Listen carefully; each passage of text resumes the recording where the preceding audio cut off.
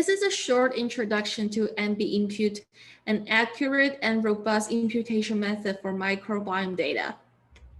Why do we need an imputation method for microbiome data? There are many zeros that are not biological. They include technical zeros due to artifacts in sequencing experiments and sampling zeros due to limited sequencing depth. This phenomenon exists for both 16S RNA sequencing and whole genome sequencing. mbImpute aims to recover likely non-biological zeros and to reduce data sparsity. The output of mbImpute will be a count matrix in the same format as the input. Therefore, mbImpute can facilitate downstream analysis that cannot accommodate high data sparsity. The input of mbImpute include a count matrix with n samples and m taxa, and optional input include a sample covariate matrix that may include samples characteristics such as age, gender, BMI. Another optional input is a taxon phylogenetic matrix. So in this matrix, every two taxons will have their distance in a phylogenetic tree recorded. mbImpute works by first predicting which of the sample taxon pairs are likely non-biological zeros so that it needs imputation. And then to do the imputation, mbImpute will train a predictive model based on the entries that do not need imputation, so that the predictive model will take as features including samples, taxon, and sample covariates, so that it can learn important information from similar samples, similar taxa, and sample covariates for the prediction. This one shows how the imputation works in mbImpute. And we are going to show some quick results from the figures. So the first result is to verify that mbImpute outperforms state-of-the-art imputation methods that are designed for non-microbiome data. So in the figure, we can show that mbImpute has advantages in terms of the mean squared error and the Pearson correlation, which are evaluated based on the complete data before introducing zeros. And the panel C and D show that the imputed data by mbImpute better resemble the complete data than other imputation methods do.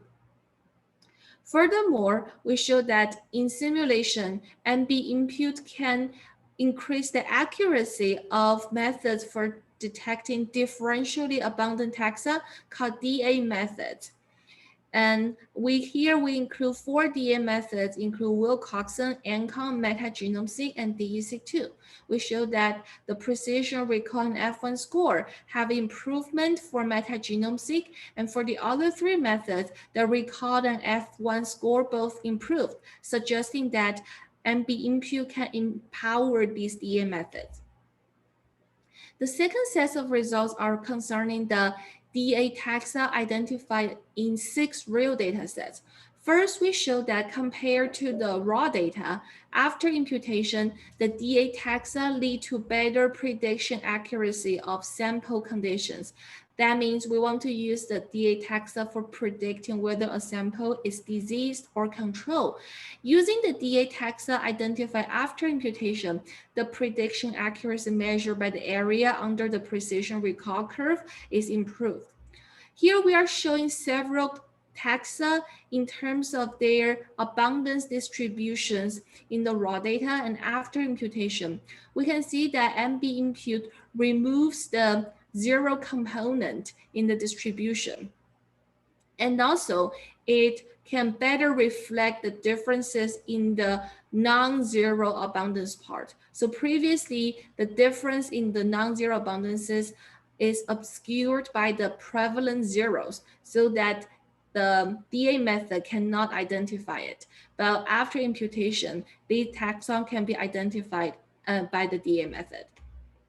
And furthermore, we show that mbImpute has a nice property. That is, it can preserve distributional characteristics in the raw data for the non-zero abundances.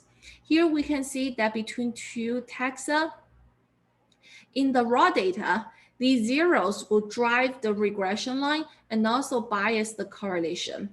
While after imputation, we see that the correlation and the regression line are very similar to what we have for the non-zero abundances in the raw data.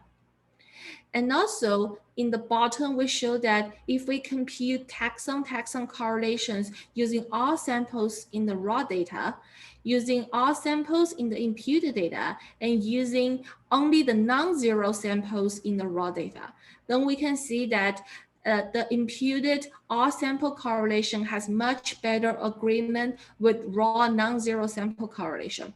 This advantage can make users use all the samples for computing taxon correlation instead of just using the non-zero samples, because for different taxon pairs, the number of non-zero samples may differ. So this is not ideal for constructing taxon networks based on correlations.